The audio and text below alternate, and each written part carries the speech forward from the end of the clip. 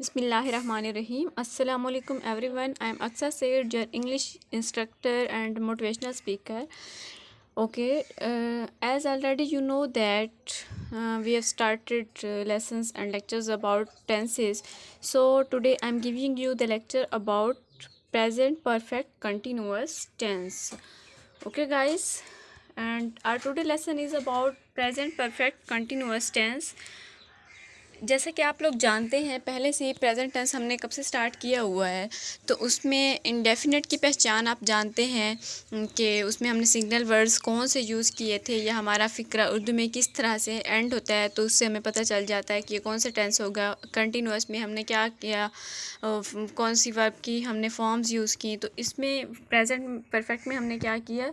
Okay, तो आज हम कर रहे हैं प्रेजेंट परफेक्ट कंटिन्यूअस टेंस। अब प्रेजेंट परफेक्ट कंटिन्यूअस के सिग्नल वर्ड्स क्या होते हैं? For plus time, since plus time, how long, all day, all morning. Okay, Urdu में for the Urdu medium students, Urdu में इसकी पहचान क्या होगी? ता रहा है यानी काम करता रहा है, ती रही है, ते रहे हैं। फ़िक्रे के आखिर में जब ऐसे वर्ड यूज़ होंगे तो उसे हम क्या कहेंगे कि ये प्रेजेंट परफेक्ट कंटिन्यूअस का टेंस है। ओके, तो इसमें इंग्लिश में जो सिग्नल वर्ड्स होंगे वो फॉर प्लस टाइम, सिंस और फॉर जो है ना इसमें यूज़ किया जाएगा, और how long, all day, all morning, इस तरह से जो है ना इसके सिग्नल वर्ड्स होंगे, तो हमें पता चल जाएगा कि ये प्रेजेंट परफेक्ट कंटिन्यूअस टेंस है। Okay, now we discuss about the uses of present perfect continuous tense. इसके यूजेस क्या हैं? First of all, to indicate an action that began in the past, continues in the present and may continue into the future. यानी हम उस action को indicate करते हैं, उसकी बात करते हैं जो पास्ट में शुरू हुआ, प्रेजेंट में जो है ना वो कंटिन्यू है, और हो सकता है वो फ्यूचर में भी कंटिन्यू रहे।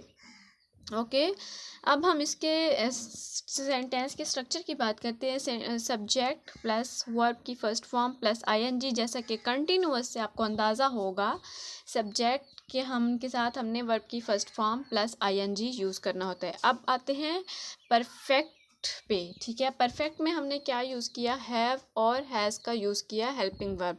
तो इसमें हमने थोड़ी सी एडिशन करनी है क्योंकि ये प्रेजेंट परफेक्ट कंटिन्यूअस टेंस है, तो इसमें हमने हैज़ बीन या फिर हैव बीन का यूज़ करके वर्ब की first form plus ING plus object use करना है। सब्जेक्ट प्लस हैज़ बीन और have been helping verb, and then verb की first form plus ING plus object. Okay, अब यहाँ पे कुछ सेंटेंसेस हैं, एग्जांपल्स हैं, आप लोगों को इससे अंदाज़ा होगा। They have been building the bridge for several months.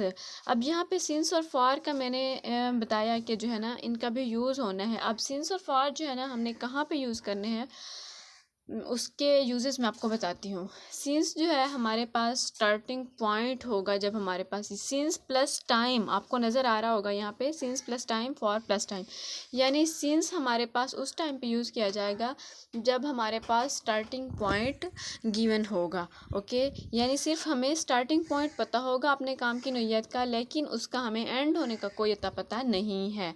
Okay, for example यहाँ पे जो है ना आप देखिए यहाँ पे उन्होंने फॉर सेवरल मंथ्स बोला है। सेवरल मंथ्स क्यों बोला है? क्योंकि सेवरल मंथ्स यानी कुछ मंथ्स, ठीक है ना, वो हो सकते हैं, तो इसीलिए उन्होंने यहाँ पे फॉर यूज़ किया है। अगर वो बोलते फॉर एग्जांपल मॉर्निंग के सुबह से स्टार्ट हुआ और एंड का कोई पता नहीं है, तो फिर हम सिंस यूज़ करते।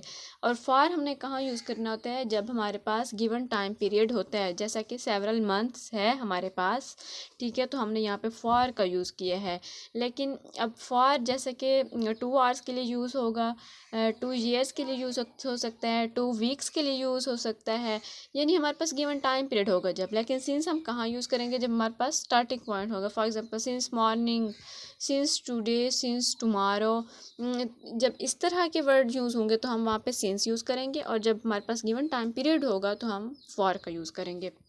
For example she has been, अब सिंगुलर के साथ जो है ना, जब सब्जेक्ट हमारे पास सिंगुलर होगा तो हमने हैज़ बीन का यूज़ करना है, ही शी इट के साथ हैज़ बीन यूज़ होगा। और जो है हमारे पास जब प्लूरल सब्जेक्ट होगा तो हमने हैव बीन यूज़ करना है। For example she is the singular subject, okay, she has been writing since morning, क्योंकि वो मॉर्निंग यानी सुबह से लिख रही है, फिर हमें टाइम का कोई पता नहीं है उसका कब काम एंड होता है, तो हमने यहाँ पे सिंस यूज़ किया, she has been writing since morning. या फिर अब फॉर का यूज़ भी देख लेते हैं, she has been working or, she has been writing और she has been reading for 2 hours, यानी 2 घंटे के लिए। 2 आवर्स हमें एक कंडीशन लागू कर दी गई, हमारे पास गिवन टाइम पीरियड है 2 आवर्स का, तो हमने वहाँ पे फॉर यूज़ किया। लेकिन सुबह से जब हमने बोला तो हमने, हमारे पास कोई जो है ना एक्चुअल टाइम पीरियड नहीं है कि हमें कंफर्म पता हो कि इसने कब काम अपना एंड करना है, तो उसके लिए हमने सिंस का यूज़ किया। ओके, इसका बेसिक कंसेप्ट यही है।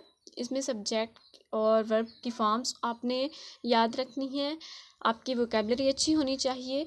तो उसके बाद जो है ना, जो प्रेजेंट परफेक्ट कंटिन्यूअस टेंस है, ये आपको इजीली जो है ना आप कर सकेंगे। I hope it's very helpful for you. Okay guys, अल्लाह हाफिज़, थैंक यू सो मच।